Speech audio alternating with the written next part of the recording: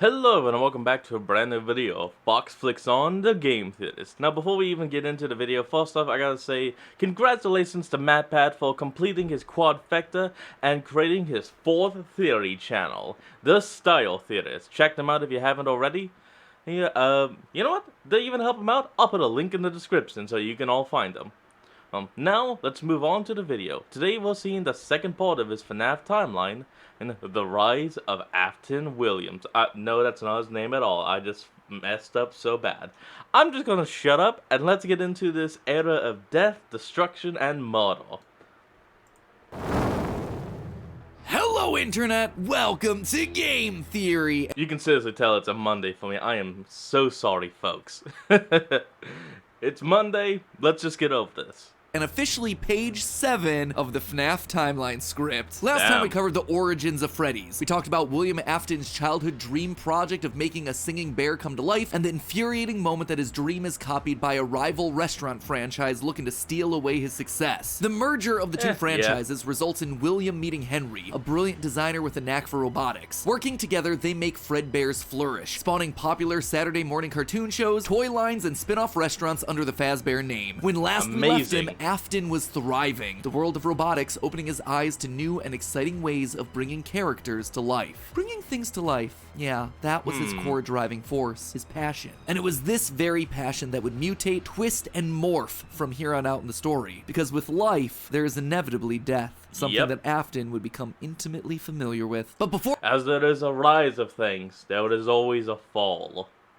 Before Afton acquaints himself with death, I want you to take some time to acquaint yourself with our newest channel. Guys, this is a huge moment for us theorists. For the last decade, we've had this 4-player controller icon, and now we finally fill in the final missing piece. Get ready for the rollout of our newest theorist channel. Drumroll, please.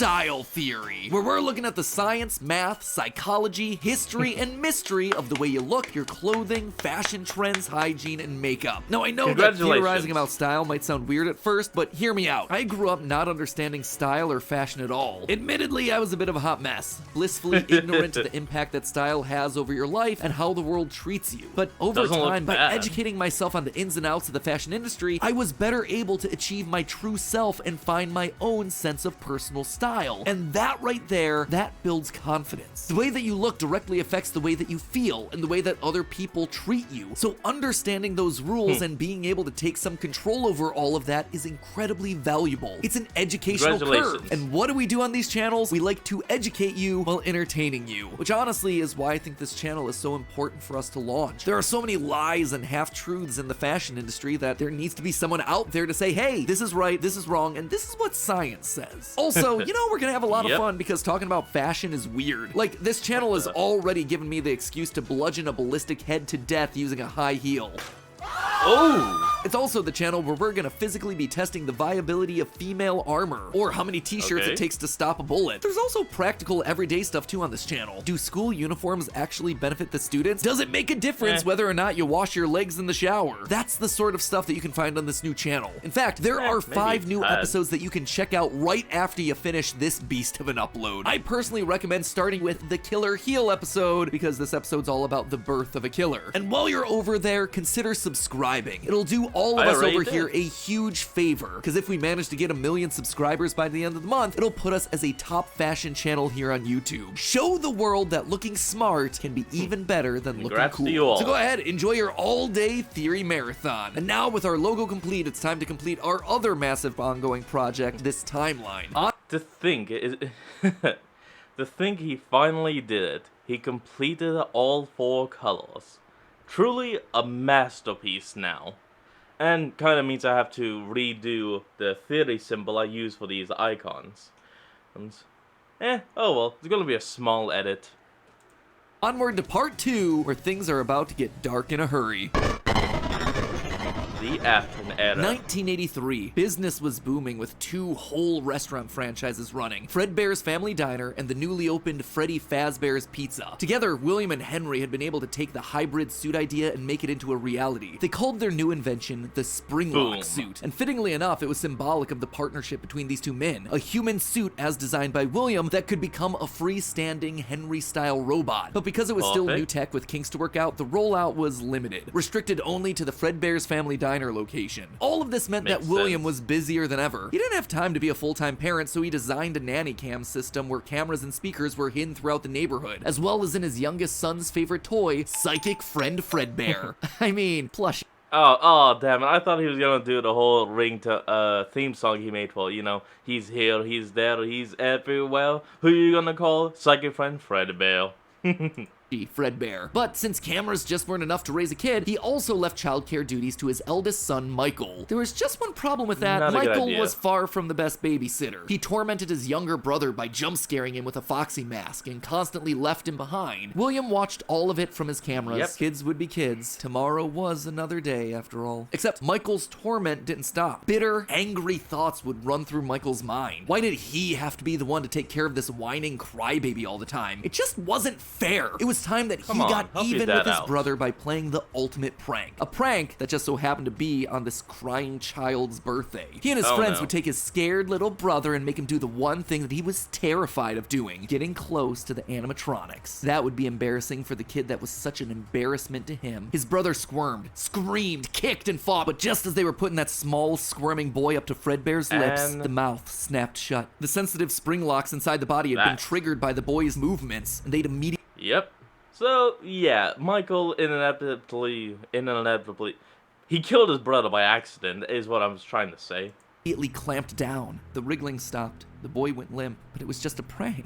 It was meant to be funny. The boy was taken to the hospital and was immediately given an IV. Flowers and pills filled the nightstand next to his hospital bed, but the damage was too severe. He couldn't recover. As the younger brother's consciousness began to fade, he could hear Michael's last words, a small and flimsy apology. But his father, Williams, through the voice of the Fredbear plush, were a firm and committed promise to a dying son. You're broken. I will put you back together. This would not be the end. No matter what, Williams' son would live again. It would just take time. Time that, right now, he just didn't have. His young son's heart flatlined as the boy faded into the inky unknown of the afterlife. In the aftermath of the tragedy, changes started happening around the restaurants. Kids were now required to wear security wristbands to prevent anyone from getting outside without parental permission. Any kid who approached the exit without permission would have to answer to the security puppet, a marionette on strings that could fly around on rails across the restaurant to stop kids in their tracks.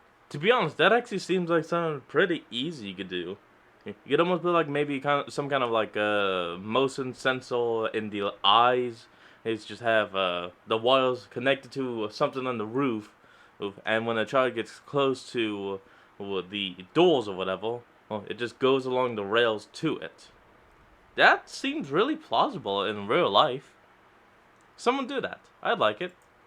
It was William's idea, inspired by Michael constantly leaving the restaurant without his brother. In the wake of Fredbear's Springlock failure, all the hybrid suits were getting retired, locked away at the nearby Freddy Fazbear location. It was yet another tough pill to swallow after all the hard work that he and Henry had put into them. William would eventually bury the boy's small body in a remote location out in the woods right alongside his drive into and out of work every day. The death of this little boy sent the family spiraling. His wife, crippled with grief, was so distraught that all she could do was sit and watch TV, but his son Michael was far worse, complaining of seeing hallucinations of a golden bear standing outside of his window. The boy was so racked with guilt that he was convinced that he was being haunted by the ghost of his brother stuck inside the suit that took his life. The suit's three-toed feet digging into the wet earth. The words, "It's me," ringing through Michael's ears. Some nights, Michael would even go so far as to break out of his room to check the gravesite and ensure that his brother was still there. As for William and... With Google Pixel. Hold on. And we're back. Himself, he disappeared into his work and his drinks. Junior's, the local bar, wasn't far from his son's gravesite. He found himself going there more and more frequently, spending longer... No, has anyone else wondered why that bar is called Junior's? It would only make sense if there was a prior location literally called Senior's. Which isn't there? Huh. You know, it's been a while, so I don't completely remember. Let me know down in the comments if you think that there was a bar called Seniors within the FNAF universe.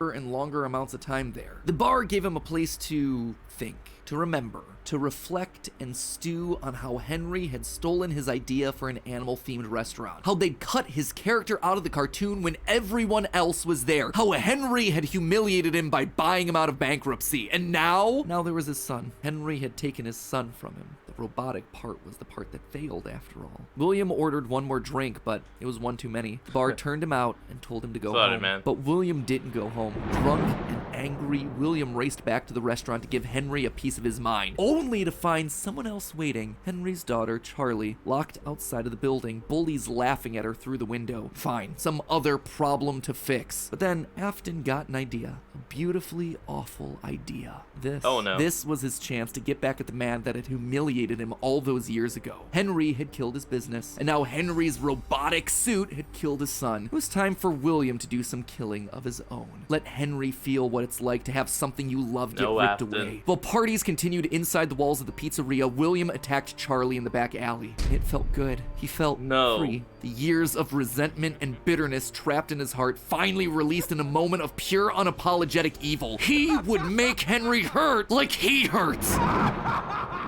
Oh, Afton. And in that moment, William became a killer. He dropped Charlie's lifeless body and drove home, forced to confront his family problems later that night, appalled, but also a little excited by what he had just done. Charlie's death would remain on the books as a random act of violence. And though Henry had suspicions about William, there was no physical evidence, nothing that could link him back to the crime. In the weeks that followed, Fredbear's Family Diner would close for good. 2 high-profile deaths around the restaurant with 2 grieving owners in such a short period of time was just too much bad press to handle. Besides, Freddy Fazbear's... I mean, it just makes sense. And so, I mean, when both owners have lost a child at this one location, they're pretty much going to stop dealing with that location and it's going to close down. So, I mean, it all just makes sense, doesn't it? Was still open, and it was the newer restaurant anyway. All the equipment from the diner, including the old yellow suits and security puppet, would get retired to that location, and there they would sit for 2 uneventful years. The rest of 1983 and 1984 were spent quietly grieving. Freddy Fazbear's Pizza and the new cast of characters were a hit. Tragic memories of their yellow predecessors quickly faded. Afton kept a low profile and buried himself in work and research, quickly reaching Henry's level of engineering and even surpassing him. And while I'm sorry, but he's pretty much just doing the TF2 engineer style, just whack it until it walks. Cling, cling, cling.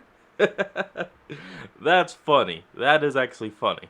Henry slowed down to grieve, Afton kept going, even starting his own company, Afton Robotics, for all those pet projects that were a little bit too experimental for the regular operations of the pizzeria. The first of these experimental projects was a secret workshop under his house, a veritable bunker, which allowed him to work while still monitoring his kids via hidden security cameras. 1983. A passcode that served as a constant reminder of why the cameras were so important, why he was down there in the first place. This was all to fulfill the promise that he had made to his son, right? I will put you back together. This was for him, all for him. Right? But cameras weren't enough. He needed to solve the runaway Michael problem. He had to keep him in the house. He couldn't have another one of his kids wind up dead inside of an animatronic suit. So why not run a little experiment on Michael? You see, all this work with Henry had gotten Afton to start learning more about life, robots, the human mind, and what a fallible machine we as humans were. Our reality is so easy to manipulate with a few sensory deceptions. Deceptions like sound. With just a few sounds, he had discovered that he could alter a person's vision. He could transform blank, smooth plastic robots into lumbering, twisted nightmares. Nightmares far scarier than he could create with actual materials. They would appear organic, rotting, putrid, terrifying. These would be his means of keeping his son Michael in the house where he So wait, the nightmare animatronics weren't even actual robots? They were just blobs of, they were just Baymaxes? They were literally just Baymaxes, but sound made them seem more monstrous. Okay, no, I like that. That's a pretty good explanation. Not bad. belong. Was it extreme? Maybe. But then again, this was the boy who had killed his son. He would make him sorry. And so Michael would grow up not only dealing with the memories of his own guilt, the hospital room, the pills, the flowers, the death of his brother, but also facing literal nightmares, illusions created by sound. Michael would never forget these either. Years later, as a security guard, he would still draw pictures of them inside of his logbook. But all of these extra projects meant that his home life suffered even more. He was an absent father and a non-existent husband, leaving his wife cold and alone. Why do you hide in inside your walls. Oh yeah, I forgot she became Ballora. In my halls, all I see is an empty room. No more joy, an empty tomb. And despite her repeated demands that he leave his office and engage with the family, he refused time and time again, leaving her no choice but to leave. You burned down my house? You call that a house? It was like a morgue in there. You need to see your son. The baby isn't mine. Well, how's this? I'm keeping the diamond ring. And through it all, there was one lingering feeling. William wasn't done. He had gotten a taste of what it felt like to be unleashed, what it felt like to be free. Charlie's murder had unlocked something in him, and he wanted more. June 26th, 1985. Putting on the golden Bonnie suit, he lured children one by one to the back room of the pizzeria when no one was looking. At first, he was cautious. He would lure them with promises of cake and cookies. He told them that their dog had died. He would ask for help with homework. Susie was the first. You never truly forget your first. I was the first. I have seen everything. But where to hide the bodies? He couldn't sneak out. Someone would see him. He had to hide them in a place where they'd never be found and where they'd never leave the building. They had to be stuffed inside of the suits. No one maintained those things anyway except for him. And so Susie would go into Chica. Fritz, Jeremy, and Gabriel would come next. But it was easy. It was too easy. And with each little life he snuffed out, his lies got bigger. Their house was burning. They're just being kidnapped. Until the last one where all pretense was off. He let himself get violent. Too violent. I'll just wait for him after school, throw a bag over his head, hit him with a shovel, and drag him into the back of my car. The body of Cassidy was far more bloody and broken than any of the others. He'd let himself go too far. That no, come on. And we're back. That one he shouldn't have killed. With no more active animatronics left, he shoved the body into the one suit that remained backstage. The long-forgotten yellow Fredbear, now broken and discolored with age. Broken, like Cassidy was broken, like his son was broken. Newspapers reported on this disappearance, naming the whole thing the missing children's incident. Police would even charge William with the crimes after finding security footage of the golden mascot suit luring kids to the back, but they couldn't convict him. They had no bodies, and his face had been hidden behind the mascot suit the entire time. What they had was circumstantial at best, and so he walked away a free man. But Henry knew the truth. In these murders, he saw his daughter Charlie all over again, so he threw... All they had was a suit. Threw Afton out of the company and shuttered the doors to the old pizzeria. Henry would keep the franchise quiet for 2 years. This would not happen again. This could not happen again. How could he protect the kids? Finally, he developed a solution. He would implement an even more extreme security system in the form of new animatronics. Toy animatronics, inspired by the toys that they had been selling years ago. But these guys, these were special. They were a new breed of robot with facial recognition abilities. But most importantly, they are intelligent. Some kind of criminal database, so they can detect a predator a mile away. All the original animatronics, now withered with age, were moved to the new location. With a plan in place, it was time to try once more. The year was 1987, and the new and improved Freddy Fazbear's Pizza was making headlines in local newspapers. Headlines that just so happened to catch the attention of William Afton. Freddy's was back, and without him? That was his idea. His character. Henry was, yet again, trying to cut him out of the picture. No. As long as these restaurants stayed open, William would always come back. Then he noticed the phone number to apply at the bottom of the article. $100 a week to apply call. Afton would go back, not as an owner or co-founder. He would go back in the one place that they would least suspect him, a lowly day shift security guard. And there it was, buried in the back of parts and services mixed in with the old withered animatronics was the golden rabbit. With the yellow security badge still on his chest, he used his crank to pull open the spring locks. It was time for Bonnie to give an encore performance. Someone used one of the suits. We had a spare in the back, a yellow one. Someone used it.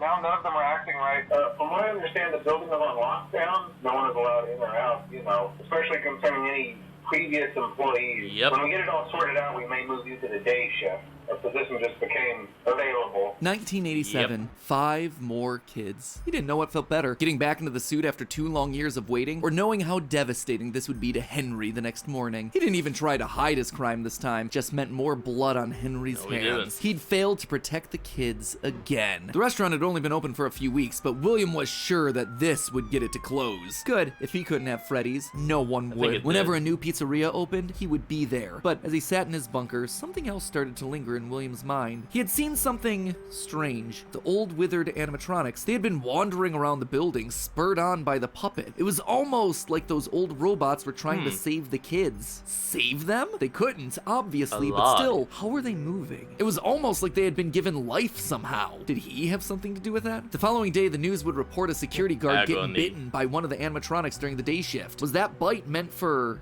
him? William's curiosity was stronger now than his bloodlust. He had to learn more, but how? There was no way he'd ever be able to get inside another Freddy's Pizzeria. Heck, there was practically no way a Freddy's would ever open again. He needed to create something new, something brand new. He needed to create his own pizzeria. Due to the massive success, and even more so the unfortunate closing of Freddy Fazbear's Pizza, it was clear that the stage was set, no pun intended, for another contender in children's entertainment. Circus Baby's Pizza World. This would be the place where he could continue his work. No longer just murdering, experimenting. He needed more kids, and he needed them alive. And knowing that he couldn't show his face on the restaurant floor, he needed a way of remotely capturing his victims and preserving them for his work. With that goal in mind, he designed a new breed of animatronic. Their endoskeletons fluid and flexible. He equipped them with sound lures that could mimic voices. They could isolate children. They could incapacitate and contain them with zero direct input from him. It was brilliant. He was brilliant. Far beyond the simple bars and wires of Henry's designs. And the characters he chose for this were uniquely his. His new roster wasn't going to be tainted by Henry's disgusting barnyard bird. Instead, it was back to his characters, his creations. Freddy, Bonnie, Foxy, as well as two special ones. The first, Ballora, was an homage to the woman who left him. Now she would never leave him again. The second, the titular baby, was designed with his baby in mind. Elizabeth, his youngest child. She would always be Daddy's little girl, the one that listened to him, the one that obeyed, until the day that she didn't. Daddy,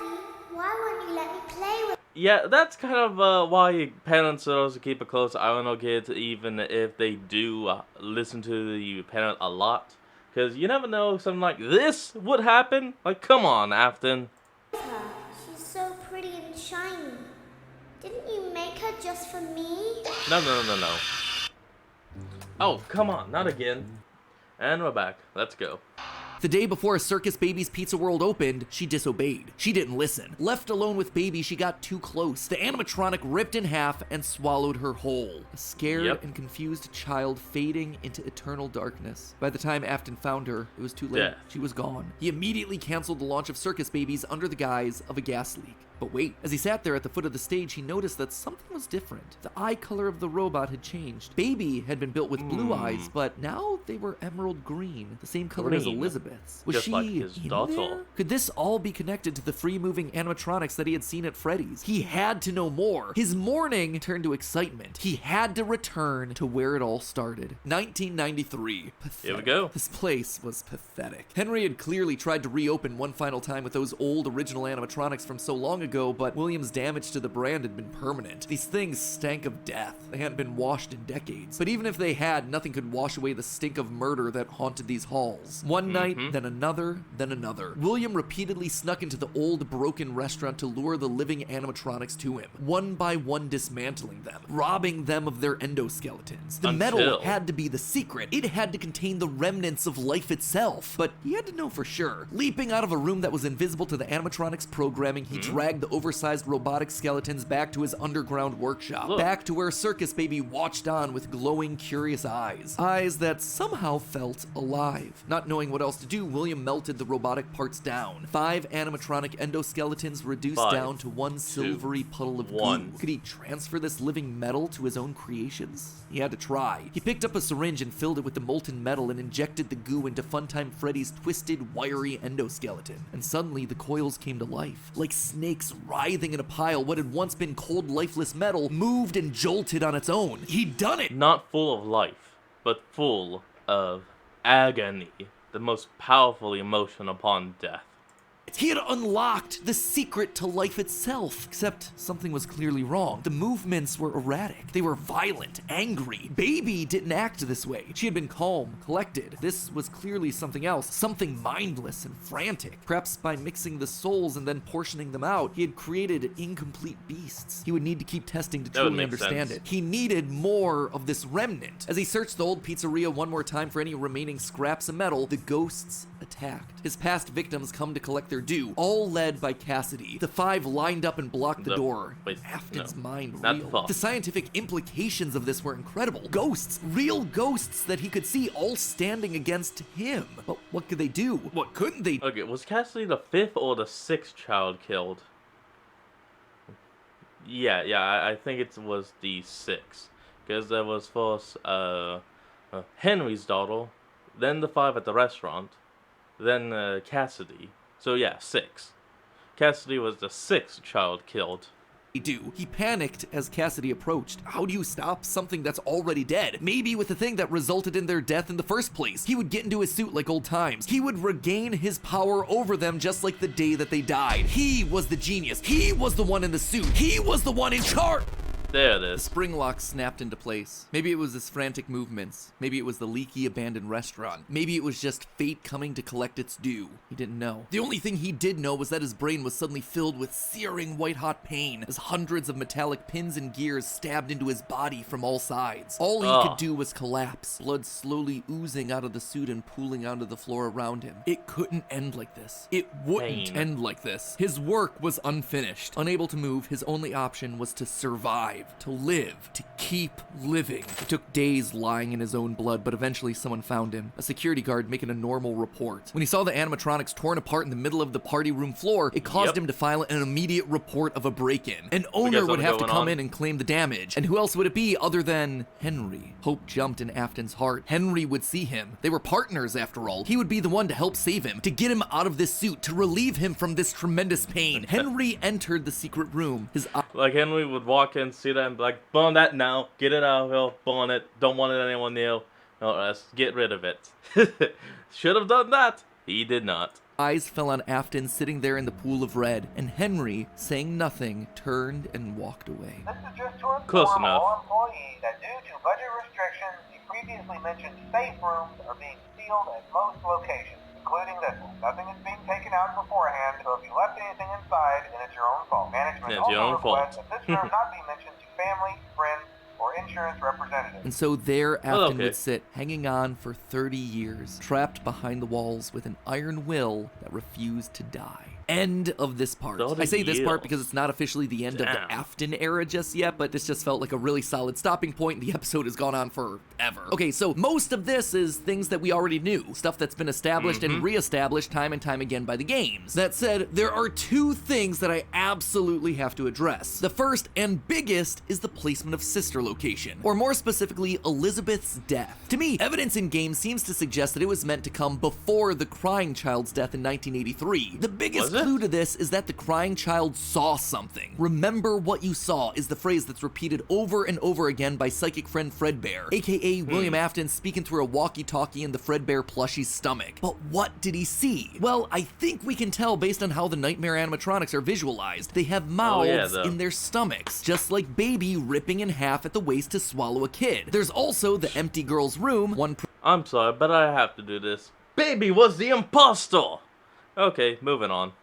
Presumably left behind by a dead sister. And lastly, it explains why he's scared, and more specifically, why Afton wants him scared. He needs his kids to stay away from the animatronics. He doesn't want them getting too close, because the last time one of his kids got too close to a robot, his daughter died. That's then why he sets up the nightmares, to scare both Mike and the crying child away from the animatronics from that point forward. That's why books like the Character Encyclopedia outright suggest that we play as the crying child in FNAF 4. That's why he has a nanny cam following the crying child everywhere, so he can keep tabs on his kids when they're out of his sight. He can't let another Elizabeth situation happen. The death of Elizabeth also gives William Afton extra motivation for killing. He's a grieving father. His daughter was taken away from him, so Charlie should die as well. He's lashing out at the world after losing his kids. And again, we know that at least one of his children had to have died prior to Charlie's death, based on the mound of dirt that we see in Midnight Motorist. It also allows circus babies to open and close earlier in the timeline, which is how you wind up with Funtime Foxy appearing as Mangle in the FNAF 2 location. Basically, with the Wells Fargo Active Cash Card. And we're back. Elizabeth dying first has everything it needs to fit, except for the most important thing, the murder weapon. Why would Afton be building an animatronic with a giant claw in its stomach so early in the timeline? At this point, he just has no motive. It just doesn't make sense prior to 1983. At this point in the story, he hasn't killed anyone, and we know for a fact that the missing children's incident is 1985. So Elizabeth's death coming before any of those events just doesn't work, hence why I placed it where I did in the narrative timeline. Afton's death here is also a bit tricky. We know that he returned to the FNAF 1 location to break down the original animatronics in order to harvest their remnant. We know that he melts down 5 things to become one thing. Candy Cadet makes that very clear. So the 5 things are the 5 endoskeletons from the various animatronics. That would be totally fine if it weren't for one huge problem. On his 5th visit to the pizzeria, Afton gets spring locked. So either the 5 becoming 1 starts in 1993, but then finishes 30 years later when he reemerges from the wall to add the last endoskeleton to his pile, or he's had himself some reason to return to the original location after harvesting all the stuff that he can. It's not ideal, but it's the one angle that makes the most sense. With that, this next chapter comes to a close, thereby leaving us with 5 more games to cover and another 40 plus years of Fazbear history to recap. Oh boy. Ooh, when you put it that way, something tells me that this might balloon into 4 parts. Ugh, we'll see. Maybe. Anyway, until then, my Faz heads, congratulations, you've made it through a massive upload. And hey, if you are still looking for more to watch, then check out the other 5 brand new awesome Alright, let's see. Looks like the rest of this is just gonna be him giving thanks to the new channel and all that. So that's where we're going to end up today's video. I hope you all enjoyed this. Remember to like, comment, and subscribe for more. Link to the original video and the new channel for them will be down in the description below. And I'll see all you folks next time when we flick on. Peace out.